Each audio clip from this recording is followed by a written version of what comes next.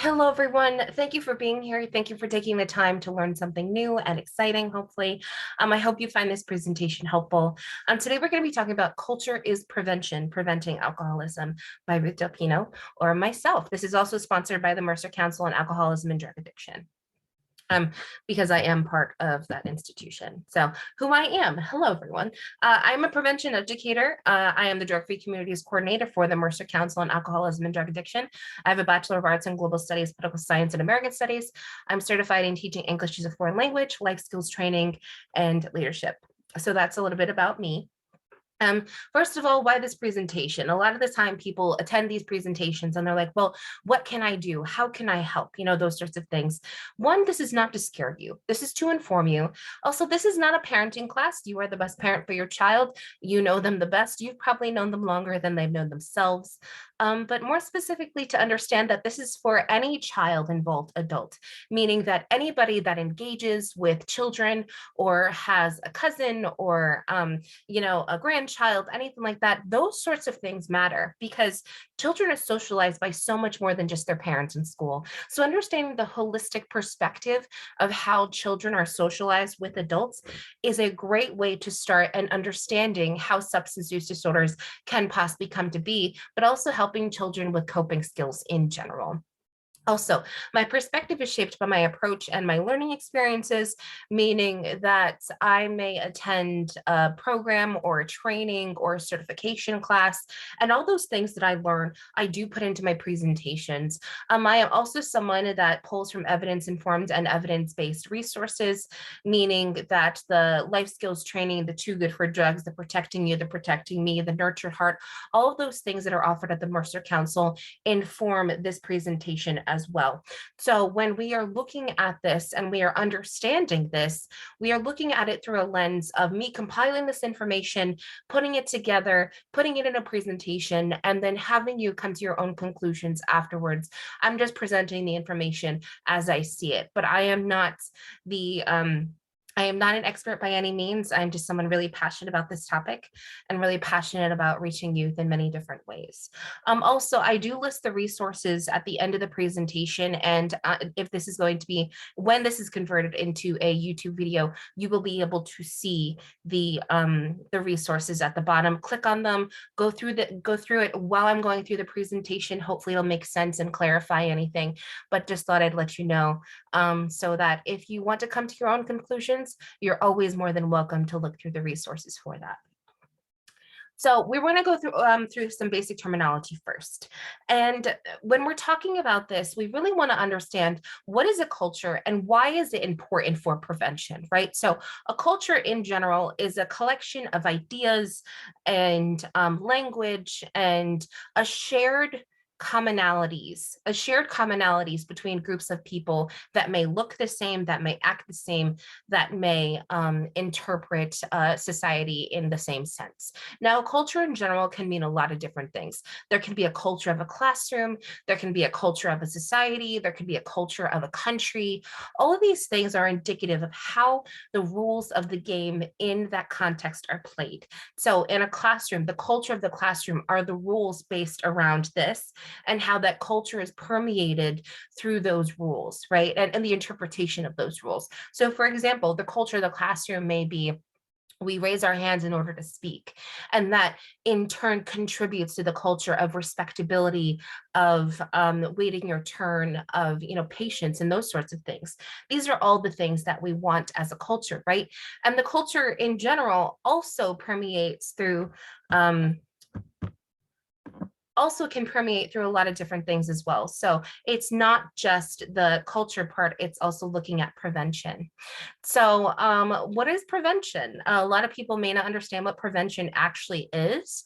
And I want to reiterate that prevention is not just making sure that people are not doing certain things. It is so much more holistic than that. It's understanding that when you catch people upstream, then you don't have to go through the steps of intervening in their everyday lives or intervening in a context that doesn't make sense for that age group or for that time frame. Now, what I mean by that is that we also have something called harm reduction, and that is very much a part of prevention. It's sort of like The same coin, but a different side. A lot of the time when we talk about harm reduction, we talk about meeting people where they are. And that is such a gift to have that because, when we talk about harm reduction, it's a compassionate project. It's a compassionate frame of mind. It's also something that is a lot of resource driven stuff. So you have a lot of these resources and a lot more education on it. So it just takes more effort to intervene with harm reduction than it does with prevention. But that doesn't mean that one is better than the other. It just means that in order for people to function well and have a culture that makes sense to them, having prevention and harm reduction are part of that process, especially when it comes to alcoholism. And going on to alcoholism, I want to say that a lot of people may have many different ideas on what alcoholism is. And essentially, what I can say is it is a diagnosis for a substance use disorder, and it can also be used as terminology for an addiction. Now, there are a couple of differences here. Alcoholism in general is defined as someone who is addicted or has a dependence on alcohol to function in their everyday life or to function through certain points in their lives. Now, when we look at substance use disorder and addiction, addiction is sort of the end point of a substance use disorder. There are many points of intervention before you reach addiction. And what I mean by this is that if you have a person or a friend that's drinking on the weekends and they only drink on the weekends, but they just happen to binge drink every now and again, that tends to be a substance use disorder because their body isn't dependent on it, but their body does interact with it. And now that cementing and that formative decision to say, hey, I'm going to be using alcohol as a coping skill can lead to addiction. So a substance use disorder is essentially everything that leads up to an addiction. And an addiction essentially is a dependency on a drug to where it is at the forefront of every decision-making skill that anyone would have in those given moments. So if you need to wake up and drink, if you need to eat and drink, if you need to interact with family and drink, if you are sad and you drink, if your whole life is surrounded by a substance, that is an addiction and in turn can be diagnosed as alcoholism. So now we got that basic terminology out of the way. What I do want to look at here also is that there is a treatment circle here. And with this treatment circle, we're sort of going to look at some environmental factors here. And this is where culture really does come into play because there are many individual factors. There are so many different ways of looking at treatment. And it's not just saying, hey, this person is drinking, therefore they have alcoholism, or hey, this person is drinking, let's get them into a treatment center. Yes, that is true. But if you're able to deliver in a way that is informed and contextual, it helps with the process on how they can recuperate and get control back in their lives. So here specifically, we want to talk about environmental factors. You have the neighborhood level, the poverty, the unemployment, undereducation, crime, residential segregation, all that sort of stuff, right? And the alcohol advertising. When we looked at the New Jersey budget specifically for alcohol and tobacco advertising, the budget was about $164 million just for the state of New Jersey. And that was back in 2017. My apologies if I got the year a little bit wrong. I'll be adding that resource below when you look at this back as a recording. But essentially, when we're looking at this here, it's to understand that the companies that want you to buy things, those are the ways that they infiltrate different cultures. And what I mean by that is of that 100% of programming or of that 100% of advertising, a majority of that went to communities of color. And when we mean communities of color, I mean anyone that identifies as a minority on the US Census Bureau, but also to understand that minorities can, have their own nuances as well and define their cultures differently. So I don't want to put a blanket statement on that, but essentially communities of color. Now, when we talk about this, especially, let's say anyone walking through Trenton or anyone walking through an urban area, how many alcohol vendors do you see on every street corner? And think about that, realistically think about that. Now, there are a lot of reasons for that. One is because there are a lot of people in that city, but two, it also ingrains itself into the culture of that community, meaning that if you want to hang out somewhere, you hang out on the front steps of the alcohol vendor. If you want to find something or if you want to have fun, you go to the front steps of the alcohol vendor. Now, that in itself creates a culture. And also to understand that not only does that happen, it's understanding the historical context of it as well. So there is residential segregation. There was, white flight, there was redlining and those sorts of things. So understanding that context really does help with the reality of the treatment of that individual. Now, obviously, looking at the individual factors, we look at age, gender, socioeconomic status, birthplace, marital status, acculturation, perceived discrimination, all those sorts of things. And then you look at the alcohol consumption and how that plays a part, and understand that all of these sort of intermingle themselves, right? Because people are complicated and multifaceted, and that's what we want. We want to understand the multifacetedness, which is why we have attempts and programs like this, so that we can look at the nuances of what that looks like. So also looking at the drinking culture, the attitudes about treatment, perceived needs, includes culturally and linguistic appropriate services. And what I mean by this is that the delivery and the content of the culture and of the people you are treating is just as important as getting them treatment in the first place. Because if you are not able to deliver in a way where they are able to understand what that actually means, then you have not achieved your goal. You have not achieved what is meant for that. And so also interpersonal factors, understanding family, friends, experiences of discrimination, those sorts of things, and understanding also the health problems for that as well, and then the treatments for that. Also, I have a study here. I want to click on it just for a minute. So this is drinking alcohol use disorders and utilization among U.S. racial and ethnic groups.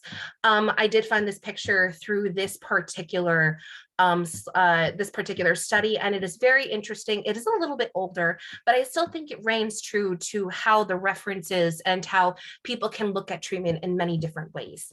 Now, another thing too is that they have quite a bit of data on the tables here. This was done in 2013, and they did it binge drinking, heavy drinking, and based it around people's ethnic identities. Now, obviously, this is not a holistic picture of what that looks like, but hopefully to understand that based on the ethnic identities that are there, to understand where the disparities lie. And especially when people say, oh, like in one specific area, American Indian, which a lot of people identify as Native American now or First Nation, would say, wow, that number is really high. And yes, it is really high, but understanding the context on why that is high, why that is what it is extremely important and for us to understand. Also to note that Hispanic populations are actually the biggest right now, but that's neither here nor there right now. But the point is that when we're looking at this, we want to understand why these particular communities are like this. And to understand that is also to understand their culture, their history, and the integration of that into treatment. So just keeping that in mind. I do want to make sure that I can get back to the slide. There we go. Okay, so we are going to go back into the video on integrating culture. And I just touched upon Native American populations. And the reason being is because understanding the culture we are treating first is so much a part of the delivery, is so much a part of reaching that person. And I am not nearly as eloquent as this person who is actually part of the CDC, has a PhD in this particular anthropology. So I wanted to toss my my voice to her for a couple minutes so that we can learn together through this. I mean white Americans of European ancestry. If I give you the first line, I'm sure you can give me the second line. Sticks and stones will break my bones, but names will never hurt me. That's the way I learned the saying. Names say a lot about who we are, and names have characterized the adversarial relationship that we've had with American Indians and Alaska Natives over our entire history. Navajo, for example, is a Spanish adaptation of a Zuni Pueblo phrase, Apache de Navajo, where Apache means enemy and Navajo means farms in the valley. To the Zuni Pueblo, and thus to the Spanish, and then to us, the Navajo were the enemy who farmed in the valley. Okay, so I just wanted to open that up just so we understand that the implication of words and the naming of things is so holistically important. This particular presentation at TED-Med will be linked in the description below. I do have one other part that I'm going to be showing, and that'll be a little bit longer so we can, be more immersed. But understanding that the integration of culture is so important on how people are delivering the information. But also what she had essentially said is that we cannot give people words and meanings unless we understand the meanings and words within that context. I also want to reiterate that I did do another presentation on words mattering and how do they affect youth. I'm just going to click on it really quickly so you know what that looks like. I don't necessarily like seeing my face. It's a little bit weird to hear myself, but that is what it is. So this was specifically for June. I did touch upon LGBTQIA youth, but also just in the context of that, I also want people to note that this is just about words and how they matter to youth, how the careful indignation of, of culture and the idea that we are getting things right the first time is so important to youth, because sometimes you only have that one interaction to make it work. So just that I put that out there. You can find this on the Mercer Council, YouTube channel as well. So just putting that out there, advertising my own program. But yes, there is that. So we're going to be moving on. You're going to be moving on. Yeah, there we go. Okay, so what does an alcohol substance use disorder look like? I know that we're shifting, but I wanted to sort of do the juxtaposition between alcoholism and culture and to sort of integrate both as we move forward. Especially looking at this. So it looks different from males and females. So we're going to keep that in mind as well. It does look different from males and females. And I also talk about the integration of females and drugs here on the YouTube channel as well. So there's another program there if you would like to learn more about females and drugs. So I don't want to get too much into that, but that is essentially what it is, to understand that gender can also have a culture there too. Occasional abuse and binge drinking can be stage 1. Increased drinking, this is usually finding excuses to drink, usually seeking it out. Problem drinking is where the child can use it as a coping skill, and they can replace medicines and some interactions with using alcohol as the solution. And then there's alcohol dependence. So you have to function every day with it. And usually this is what leads to the addiction.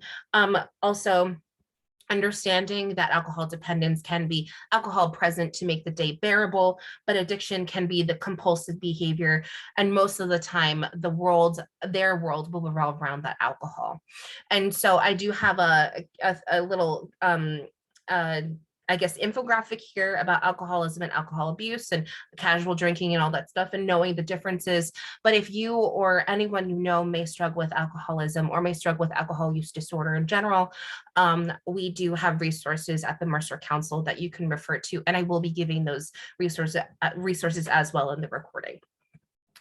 So Native American First Nation policy. This is sort of a video response, and I want us to look at this because she just says it in such a way that is so important, but also delivery versus content, and understanding that delivery and content are two separate entities that must be integrated in order to make sure that you are reaching the best possible population and outcome.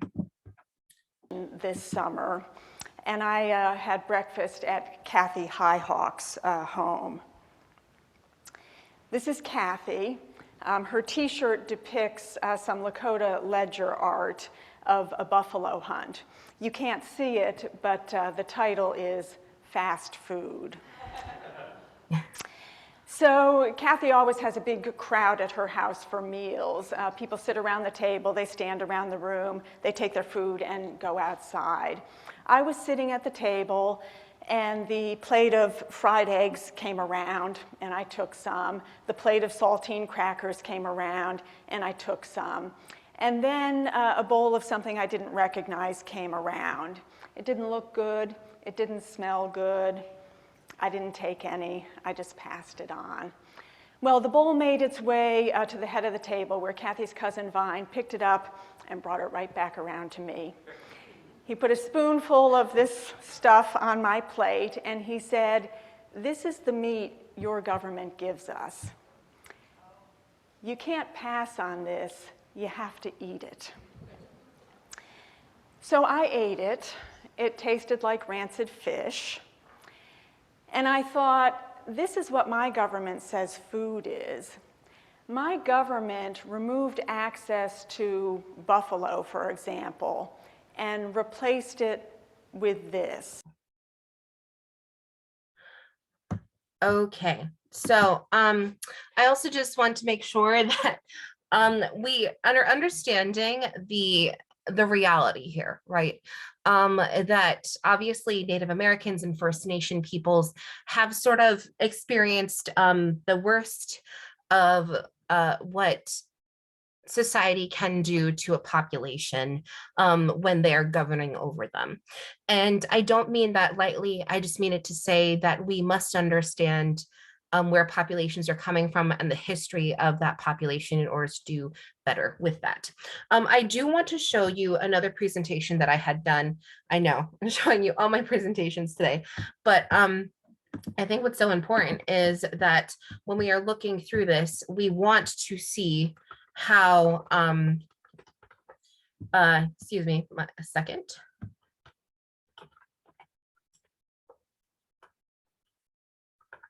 Okay, so the reason why I'm showing this as well is because I have a couple of slides in here that I was unable to integrate into the overall. But when we are looking at Native American populations, especially, it's understanding that the statistics are much higher than any other marginalized group. The reservation culture is much different. The preservation of culture is a must. Binge drinking amongst 18 to 25-year-olds is up. It's 1 in 6 Native American adolescents. Can you imagine that number, right? And to understand that that's sort of what we're working with here. That's sort of where we are coming from when we are looking at this, is understanding the marginalized group and the context and the delivery of it. There's also another video that I wasn't able to integrate, but this is so important.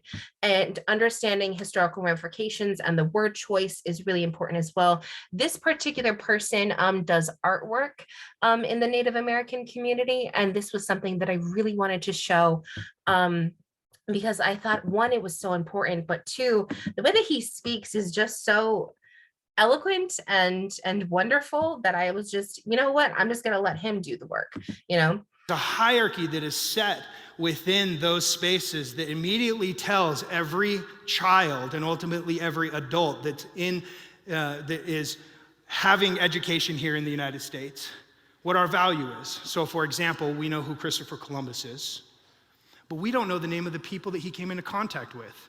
I mean, I know, you guys might not know. But that's important because it already tells you he's important and we are not.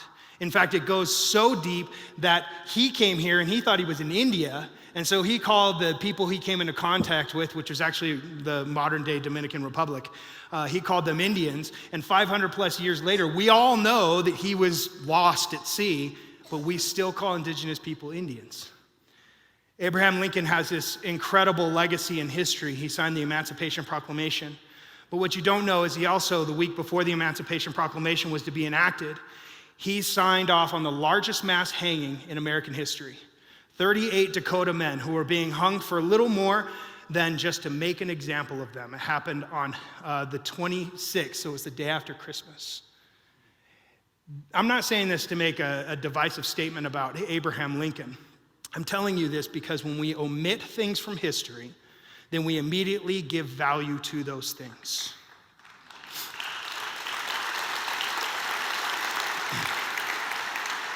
And what this does is this sets us up with something that is really damaging. When we think of Indians, we think of things like this. When I was a kid, there was these Looney Tune cartoons that were pretty popular. And you know, people could look at this and they think it's no big deal. It's just a cartoon. It's, you know, it's satire. It's funny. But here's what happens. Young children see this. Native children see this. And it immediately tells them what the world thinks of them, that they are a caricature. They are not to be taken seriously. But further than that, it tells your children what our value is. And it informs your children what we look like, what we talk like, what we act like, and all of it is pigeonholed into one single thing, which is this. And so we see things like this. Pocahontas, she was actually 10 years old when she went through the things that she went through. And these images are burned into the American psyche. They're burned into American culture. They're burned into Western culture. And so they manifest themselves at things like Coachella and Burning Man. And next thing you know, we have sports mascots that are somehow representing every Native person in the land. There's over 567 tribes that are federally recognized in the United States. There's several hundred more that are not recognized, that are usually recognized by the state. There's over 300 different languages. This is just in the United States. This doesn't count Canada or Central America or South America. And yet, we're supposed to accept these things as an honor. In fact, these people have no context to what we are and who we are, so much so that they believe that they're not just honoring us, but that they are carrying our legacy. So this brings me to my work. As an artist, I've found that the only way to function as an artist is that you have to work within the bounds of what Western culture expects you to do. They expect us to be painting cowboys and Indians. People are heading down to Santa Fe and they want to buy a nice Indian painting by a nice Indian to put in their home because it's Indian. And as a result of that, we're one of the few subcultures in the art world that is actually being controlled by a Western buyer's market that decides whether or not there's value with our stories. Okay, so I did let that go a little bit longer just because I, one, love to hear him speak, but two, what he's saying is so relevant. And it only reiterates the points that are being made here by this CDC individual, is that delivery and content are so important. And understanding that delivery and understanding that content and that context is what matters. Now, I do want to do a quick introduction to the DARE program, if anybody remembers that. The DARE program usually talked about just say no to alcohol and drugs and things like that. So I do have a study here that I wanted to cite. And they had done some research on the benefits of the DARE program. The Department of Justice funded the first national study of DARE, and it was made public in 1994. 30 years later, they did subsequent evaluations of roughly 30 years. My apologies, 20 years. And they essentially said many years ago, everyone believed if you just told students about how harmful these substances and behaviors were, they'd stay away from them. And this was the CEO of DARE of America. And I've actually had officers tell me, you mean I was doing this wrong for 15 years? Evidently, we were. Now, behavioral scientists started to suggest a different approach as early as 1998 based on research into successful behavior change techniques. But what I'm saying here is that when we have programs, especially prevention programs that are like DARE, that talk about the context of saying no, DARE was something that was put in and slapped on every school's curriculum, from California to New Jersey. And to understand that context means that it has a chapter in pretty much every state. And it still is a program happening today. They definitely have updated their programs. They're definitely much better now. But to understand that if you have a police officer, a white police officer, presenting information in a community of color in Trenton or Oklahoma or Alabama, those deliveries are different things. It also is the person giving the information away. If you are Native American, then being Native American and delivering to Native American populations is an important context. If you are a person who identifies as a Black Indigenous person of color, if you identify as Black, African American, or a person of color in general, possibly being a person of color, or understanding holistically what that actually means, whether or not you are of that person's race or you are of that person's culture. You must understand the context of the people you are working with, whether or not is your culture or not. And obviously, sometimes there are situations where they can't change the person delivering the program, but it's to understand that the person delivering the program is up to the interpretation of the program, meaning that if you come in, you are the interpretation of what that program is. You are the interpretation of how that person interacts with that program. And if you don't do it right the first time, then you are not giving the program justice, and you're not giving yourself justice to hopefully understand the culture that you worked really hard to understand. And also, you're not giving those kids justice by giving them prevention education that doesn't holistically involve their culture. And that's what I mean by culture preventing that. And here we're talking about representation here. And I know this is not necessarily alcoholism, but representation isn't just nice to have.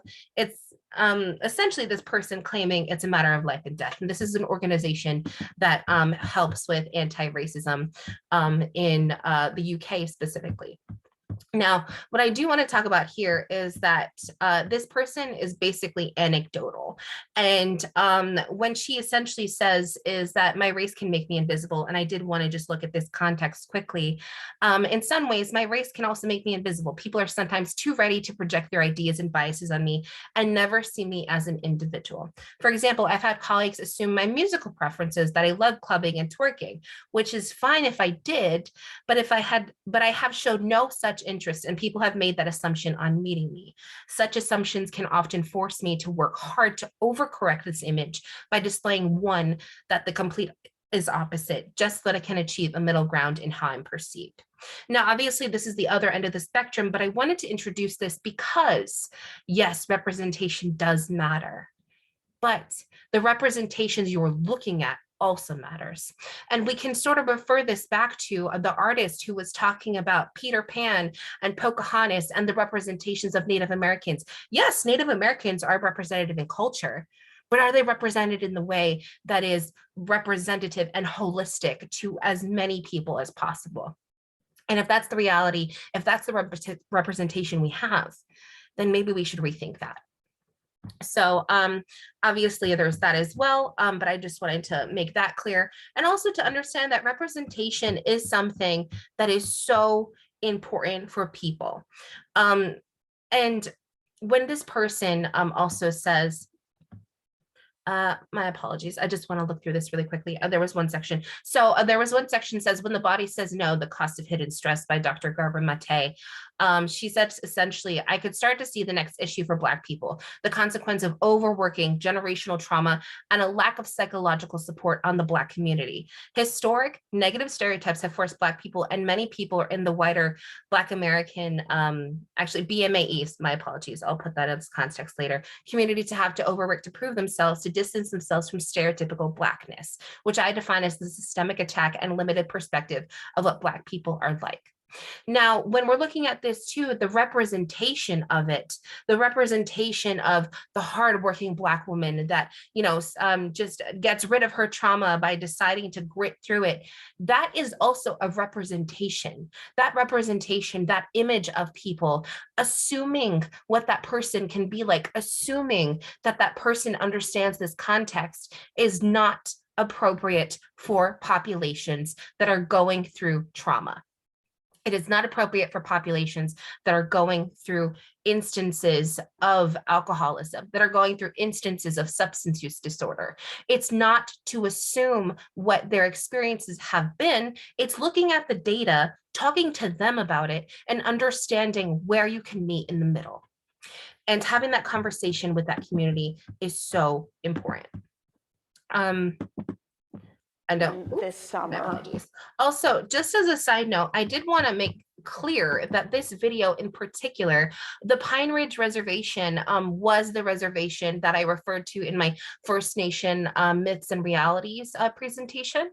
So if you're looking for the Pine Ridge Reservation is is intense. The life expectancy there is about 50 years old. They also have a crime rate that is very high. They have a lot of missing Indigenous women that are also on the reservation. So just keeping that in mind as we move forward. They are obviously a population that is going through a lot, and we should honor that. So I do want to talk about here that culture is not just communities in the terms of race and ethnicity. It's also the culture of being a certain age. And what we had talked about here is that the Canadian report essentially talked about how people actually drank. So what it was is it was a study that was done in 2021, towards the end of 2020 into 2021, and talked about people's drinking habits, especially youth. And what they had found was that they did not drink nearly as much, but when they drank more heavily. And the reason being is because they were around their family the whole time, so they really couldn't drink. But they had found that people were able to drink. When they were able to drink, they were drinking more. Also, understanding the role of social media is so important. I have another presentation, and we also have a lot of other people that talk about these presentations on the role of social media, and just to understand that.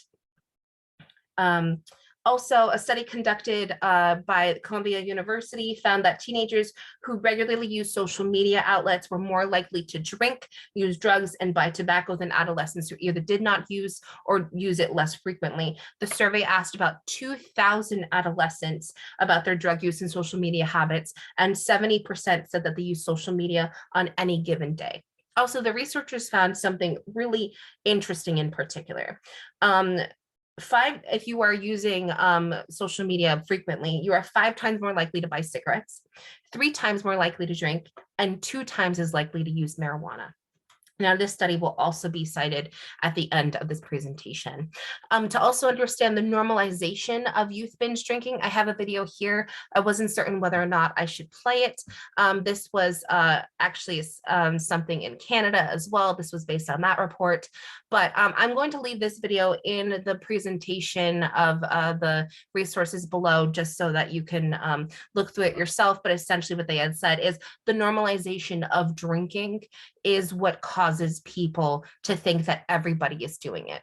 And especially when we're talking about the age of where we are right now in our society, where we are intellectually, where we are, scientifically, factually, all those sorts of things, it's to understand that the normalization of certain behaviors can give the perspective that everybody is doing it, or that everybody is trying to do it, or that everybody wants to do it. And when we look at this, normalization exists on the culture of teenage culture as well, especially with movies, social media, TikTok especially, so those sorts of things. I have done something on the normalization of certain things. I do want to say that normalization can lead to desensitization. And desensitization essentially is feeling like it's not a big deal, or feeling like it's not something that is important, right? And I do have a presentation for that, desensitization in youth and what to do about it. This specifically talks about COVID, mass shootings, and marijuana. So there is a trigger warning. I do have different areas where you can skip ahead if there is something, especially with the mass shootings, that may trigger some people. So there is that. Excuse me. So I think that more than anything, a lot of the time when people hear this, they're like, great, how am I going to help? How do I help? I feel like I'm fighting a system. And I think in a lot of ways you are, but also in the context of being an individual facing individuals. It's that, especially when people have adverse childhood experiences, or have experiences that equal something that will affect them later on in life, you as an adult can be a protective factor. You do not have to be of their culture. You do not have to necessarily even speak their language the same way, but it is to understand that if you are making an effort, you are creating and breaking down barriers for those individuals, then you are still acting as a protective factor. Now, we can do this in a lot of different ways, but especially listen to those who have concerns and would like to express them. Let's say, for example, you're a teacher in a class and there is language there that doesn't necessarily make certain people comfortable, especially when it comes to people's identities, right? We want to be as welcoming as possible, but also to understand that certain things can be harmful to different populations, especially, let's say, for example, a lot of the time in Native American culture, the people say calling someone Indian is different than calling someone Native American. Words and the intention of those words holistically does matter. Now, being there for the youth in your lives is extremely important. It's literally asking them about their day, understanding that a lot of the time when we're talking about youth and lives of youth, that we really just want to be involved as possible. And also knowing the culture of the people who are affected by alcoholism, especially understanding Native American cultures suffer at a higher rate, understanding that alcoholism is an expression of a coping skill or a maladaptive coping skill, and it also can be a disease that runs in the family, and understanding that is important. But the maladaptive coping skill and the disease that may run through the family can be historical, and knowing that culture of the person and knowing that culture of the population you're working with who are affected by that alcoholism can lead to better results. Also, understand alcoholism does not have a culture, but how it is expressed is cultural. I know for a fact I'm Hispanic, so a lot of the time my parties look different than someone who usually has barbecues. We have, fiestas, we have salsas and merengues. Like, we have a different context of how our alcoholism is expressed, and understanding how that is expressed can lead to better treatment for kids, but also can lead to better education so that people can identify what that looks like in their culture. Also, we may be older, but we cannot assume the reality of the youth we work with. We can say, oh, you're only 14, you don't know blah, blah, blah, or you don't know XYZ. But it's to understand that if they don't know, then why are they coming to you asking about it? The point is that they may not know, or they may know, but that's not the reality here. The reality is that we cannot assume the reality of youth we work with. We can't say, oh, you've never experienced alcoholism, or you never know what that's like. You're not old enough to know. Sometimes they're not old enough to have life experiences. They understand that. But it's giving them credit to understand that they know, for the most part, what that looks like for them, and guiding them through that process. Even if they have half-baked ideas on what that looks like, it's still important to have those conversations. Now, I do essentially, I am done with my presentation, but I always try to have a quote at the end here. And I don't have a quote this time because it's just something that I myself have come up with. And the quote is, life may be unfair, but I refuse for it to be unkind. And what I mean by this is that when we have unfairness intentionally implies that there is no objective reality. That reality is based around the context on which we have our opinions come from. But if we are able to look at that context and say, you know what, you're right, this population does not have the same values or does not have the same reality that I do. But that doesn't mean that we are not able to be kind to those people. We are not able to have kindness for those communities because, yes, their lives may be different than ours, but that doesn't mean we have to be unkind about it. And we can use that kindness to reach them where they are. So that's all I have for today. Thank you so much for being here. Thank you for your time and dedication to want to learn something new, and I appreciate it.